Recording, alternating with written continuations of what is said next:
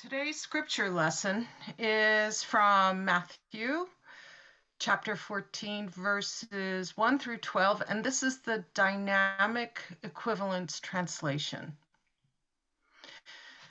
At the time, the tetrarch Herod Antipas was the ruler in Galilee. He heard about Jesus and said to his advisors, "It's John the Baptist all over again. He's acting in just the same way." So you need to understand that this Herod Antipas had arrested John, tied him up, and put him in prison. He did this to please his wife Herodias, who was really his brother Philip's wife. And John kept preaching about Antipas, saying, "Your marriage is illegal." And he, Antipas, would have liked to kill John, but he was afraid of a popular uprising. People thought John, you see, was one of the prophets. So on Antipas's birthday, the daughter of Herodias danced in front of the guests. Antipas was so pleased with her dancing, he promised to give her whatever she asked for. Her mother put her up to asking for the head of John the Baptist on a plate. Antipas was not happy about this, but because he had promised them in front of his guests, he commanded her wish to be granted. And so John was beheaded in prison. John's head was brought in on a plate and given to the girl, who handed it to her mother. John's disciples came for the body and buried him, and then they told Jesus about it. Here ends our first gospel. Thanks be to God. Dear friends, this is definitely quite powerful, dramatic, and highly suggestive, evocative story. I'll call her Salome, even though she is never mentioned in the Bible, but that is how she is known throughout the world. So Salome is a legendary name, as I said. But this story is containing all the features of successful story, frankly, the story which will survive and will be passed on, because there is flirt and grotesque or brutal, erotic and gruesome. There is honesty of preaching and intrigue in a castle. There is promise in front of the table party, and then regret. There is glitter and gore. All of that attracts artists, understandably. There are numerous famous paintings. Being Protestants, we can mention Lucas Cranach, and both of them actually, Lucas Cranach elder as well as younger. Michelangelo, Titian, Caravaggio, Gustav Klimt, and others. And famous literature by Gustave Flaubert and plays by Oscar Wilde. Opera by Richard Strauss, a famous dance of seven veils, and ballets and poetry, songs, films. Through art, these artists are lifting up the drama of this story, often showing complexity of human emotions and human motives that is far from schematic or simple. That we must not use superficial moralizing here. And as an example, I ask our marvelous mezzo-soprano, Caroline Tai, to perform for us with Gabrielle behind piano an aria from opera Hérodiade by French romantic composer Jules Massenet. And so now I will ask you to sing for us.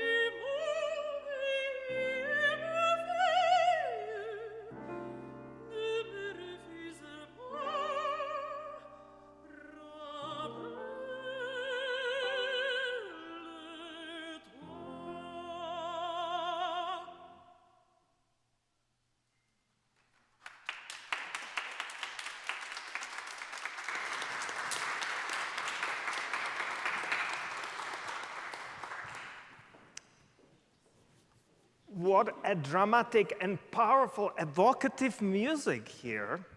This is Herodiade, or Herodias in the Bible, singing to Herod. You have the insert in the bulletin.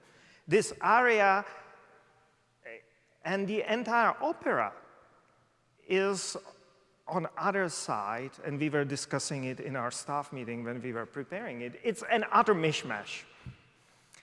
It contains the main characters of the story from the Bible, but it has very little in common with the biblical message.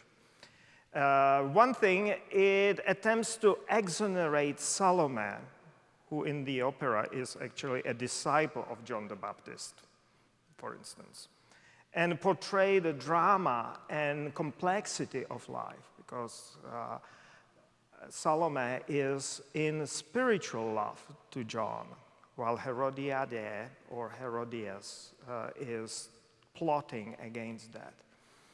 And plotting to capture the complete control over her husband, who is in love with Salome, and so on and so forth. It's simply very kind of different from what you have in the Bible.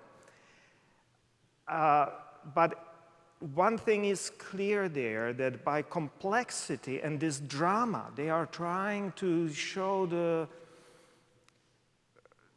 life much broader beyond that moralizing and that complexity of life. I'm, of course, not a painter, writer, composer, or poet, yet I still want to present to you now my defense of Salome and Herodias, her mother, because the biblical legend is unfortunately unjust to both of them. I want to exonerate them and correct or contrabalance, at least to some degree, that biblical misogyny which is present in that story. If you notice, the ladies are being blamed for for murdering the prophet. And in that respect, I would almost see this sermon as a Me Too sermon. So, what do we know about this truly tragic situation here? John the Baptist was not executed because of a whim of vindictive Herodias or because of Salome dancing. Not. First, we need to step back about a decade or more before this story.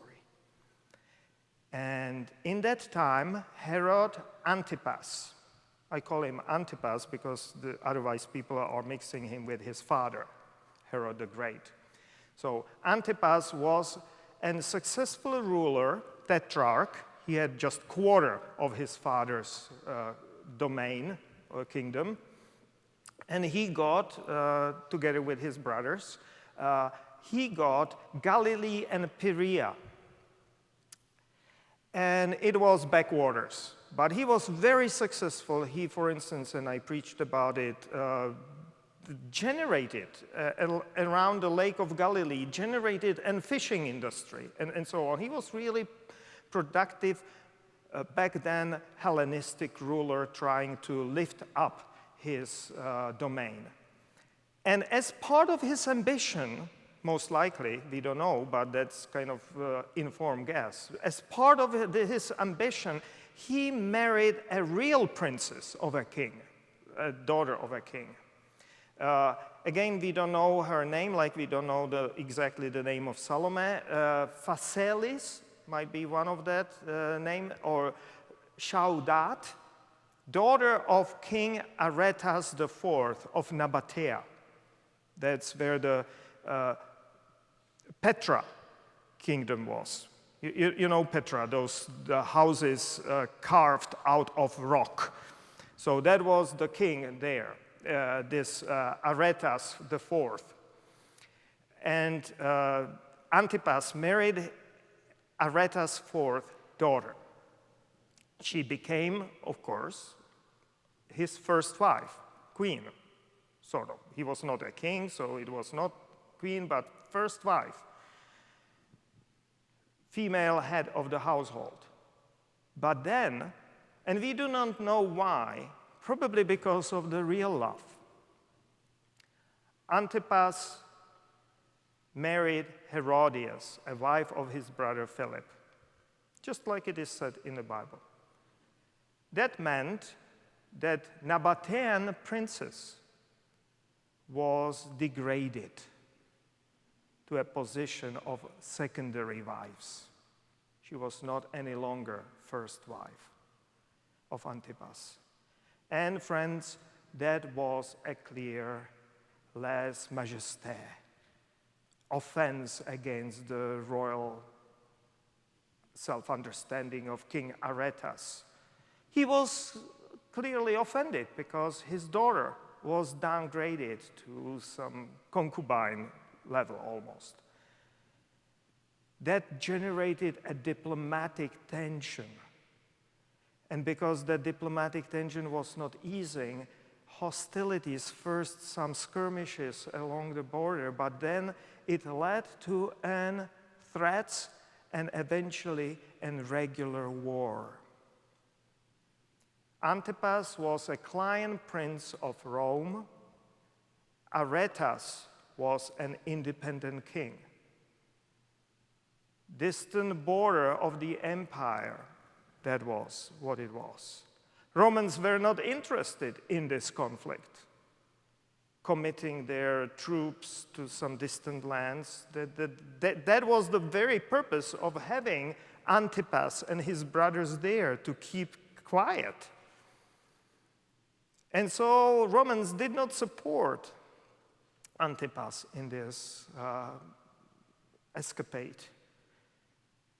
This is the context of John preaching against Antipas and his marriage to Herodias. Now you have the full picture. It was not about, or it was not primarily or about morality, or not only about morality. It was through morality or sexual relationships or family relationships, but on that was this subversive and undermining tone, undermining morale of Antipas' war efforts. And that is also how it is, for instance, recorded in Josephus Flavius, that Josephus is reporting. Most of what I have here, what I presented, is actually coming from Josephus. And so John was executed. John was executed, but Antipas eventually lost the war and had to sue for peace. Do you remember, for instance, that gospel passage from Gospel of Luke? I will read it now, where Jesus is saying how we need to commit ourselves thoroughly to kingdom of God. That's the setting of that. And then here is that saying, what king going out to wage war against another king will not sit down first and consider whether he is able with 10,000 to oppose one who comes against him with 20,000? If he cannot, then while the other is still far away, he sends a delegation and asks for terms of peace.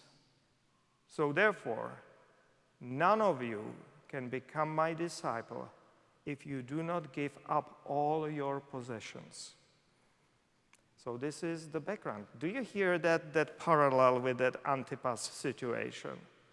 He eventually had to sue for peace because King Aretas was much stronger and his army was victorious. And soon afterwards, Antipas lost completely the support of Rome and was sent to exile to Gaul, to France, to woods and sticks, simply. I hope that no French people will be after me, but that was the time back then. Don't get me wrong. Herodias became, because of her true royal Hasmonean blood, was given permission to stay in Galilee, but she chose to accompany Antipas to exile. So there was some real love in between those two. Because she abandoned her home, she abandoned her status and everything and went to France with him. So you see, I try to exonerate Salome and Herodias in front of you.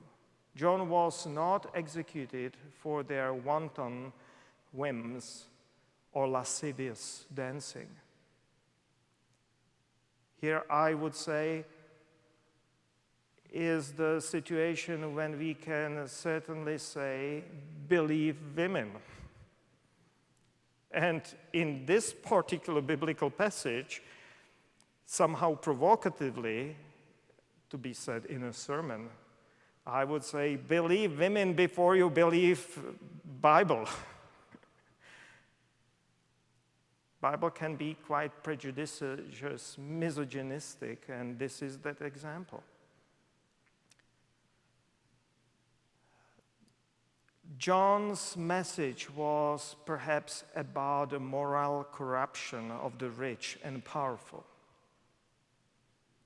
But John was executed, we can say judicially murdered, because he dared to criticize his ruler and was actively subverting through that preaching his ruler's war efforts. For his preaching truth to the power. And here comes, besides that message of Me Too or believing women, comes another application for our today message and recent history, somehow recent history. Because, friends, isn't it today Martin Luther King Jr. weekend? And Do you see there some similarities? Do I really need to remind you how this American prophet spent his last 2 years? Yes, we have him associated very strongly, and rightly so, with civil rights protests and so on, and they continued. But in his last 2 years, he expanded that. He went beyond the race. He spoke ever more forcefully against American imperialism, or more specifically, against war, against Vietnam War. Our Upper West Side is associated with that, with his Riverside sermon a year before he was assassinated. I'm convinced that his assassination started to be plotted after that Riverside sermon. And when he combined the opposition to war with the Poor People's Campaign, he was executed. He was dead. That is how I read this biblical story for us today. I see it as an celebration of the high-standing moral positions of these prophets speaking truth to the power.